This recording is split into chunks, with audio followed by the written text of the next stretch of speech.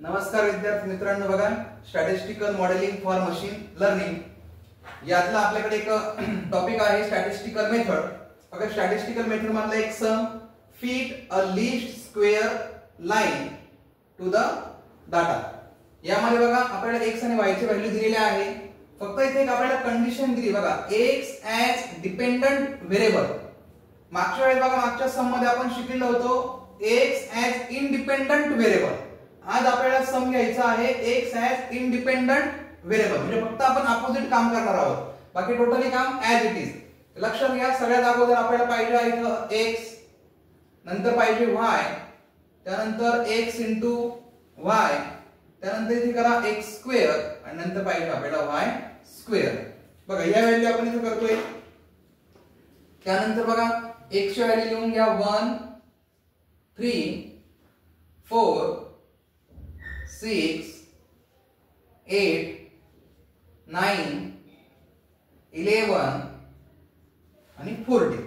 त्यानंतर y ची value बघा 2 4 5 6 7 10 9 आणि 12. त्यानंतर बघा x इंटू y. बघा 1 2 जार 2, 3 4 जार 12, 4 5 जार 20, 6 6 जार 36, 8 7 जार 56, 9 10 जार 90, 11 9 जार 99 आणि 14 इंटू 12. 14 इंटू 12 168. त्यानंतर आपल्याला करायचं आहे x स्क्वेअर. बघा x च्या व्हॅल्यूचा आपल्याला फक्त स्क्वेअर करायचा आहे.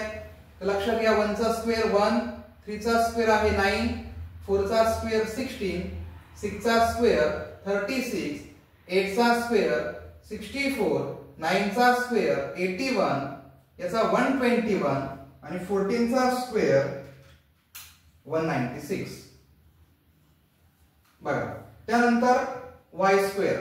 बघा 2 चा स्क्वेअर जो आहे तो 4, 4 चा स्क्वेअर 16, 5 चा स्क्वेअर 25, 6 चा 36, 7 चा 49, 10 चा 100, 9 चा 81, 12 चा आहे तो आहे 144.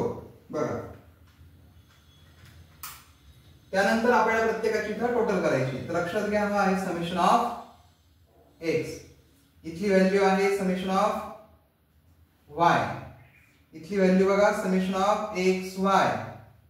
त्यानंतर समेशन ऑफ x स्क्वेअर.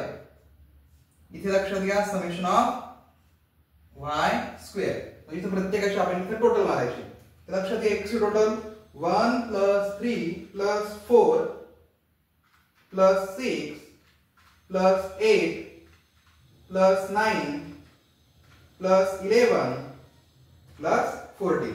बघा समेशन ऑफ x जो आहे तो आहे आपल्याकडे इथं 56.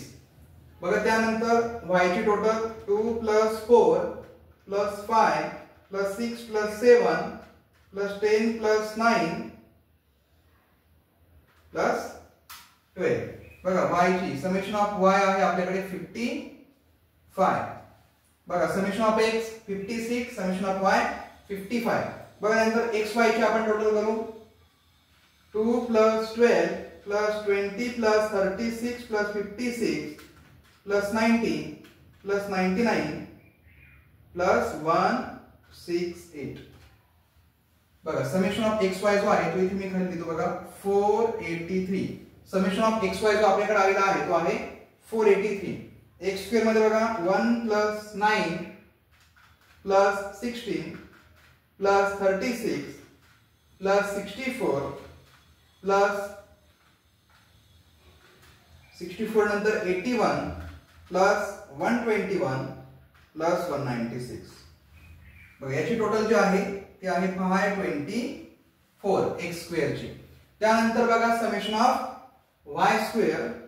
बघा इथे 4 + 16 + 25 + 36 + 49 + 100 प्लस 81 प्लस 144. बघा याची जी टोटल आपल्याकडे आहे ती आहे 455. बघा अशा पद्धतीने आपण या टेबल मधल्या सगळ्यांच्या टोटल इथे आपण करून घेतलेले आहे. बघा त्यानंतर आपल्याकडे एक नॉर्मल इक्वेशन आहे, त्याचा फॉर्म्युला अगोदर लिहून घ्या. बघा summation of x is equal to n into a plus b into summation of y.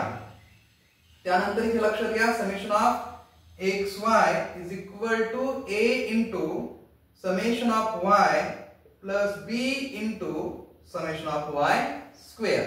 म्हणजे आता लक्षात घ्या जो आपण डिपेंड्स इनडिपेंड ऑन व्हेरिएबल साठी फक्त आपण उलटा केले होतो. म्हणजे लक्षात घ्या इथं y अगोदर होता आणि x च्या टर्म नंतर होत्या. आता या ठिकाणी काय आहे x हा डिपेंडेंट व्हेरिएबल आहे म्हणून फॉर्म्युला चेंज झालेला आहे. बघा समेशन ऑफ x आहे त्याच्याऐवजी इथे आपल्याकडे समेशन ऑफ y होता. फक्त आपण इंटरचेंज केलेला आहे x आणि y च्या व्हॅल्यू फक्त. म्हणजे x च्या जागेवरती y आहे आणि y च्या जागेवरती x आहे. बाकी सर्व फॉर्म्युला ऍज इट इज. तर लक्षात घ्या समेशन ऑफ x. बघा x चा समेशन आपल्याकडे जो आहे तो आहे इथं 56 is equal to total number बघा आपल्याकडे 8 आहे. त्यानंतर a तर आपल्याला फाइंड आउट करायचा आहे प्लस b माहिती नाहीये समेशन ऑफ y. बघा y ची टोटल व्हॅल्यू 55. इथे लक्षात घ्या समेशन ऑफ xy त्याची व्हॅल्यू आहे 483 is equal to summation of y.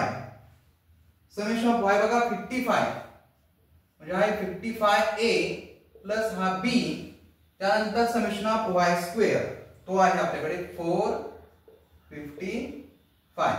बघा यानंतर आपण सायमल्टेनियस इक्वेशन याला सॉल्व्ह करू. लक्षात घ्या 3 टाइम मोड इथे प्रेस करा 1 2 3. मोड मध्ये इक्वेशन दिसतात अननोन दिसतं आपल्याला. अननोन म्हणजे बघा 2 आणि 3. तर 2 इक्वेशन आपल्याकडे आहेत म्हणून मी इथे 2 सिलेक्ट केला. त्यानंतर बघा 8 आणि हा 55. 8 55 त्यानंतर त्याच्याकडे आहे 56. सेकंड इक्वेशनला बघा 55 त्यानंतर आहे 455 आणि त्यानंतर इकडची व्हॅल्यू 483. बघा म्हणजे a ची व्हॅल्यू जी आपल्याकडे निघालेली आहे ती आहे -1.76 आणि b ची व्हॅल्यू आपल्याकडे जी आहे ती आहे 1.275.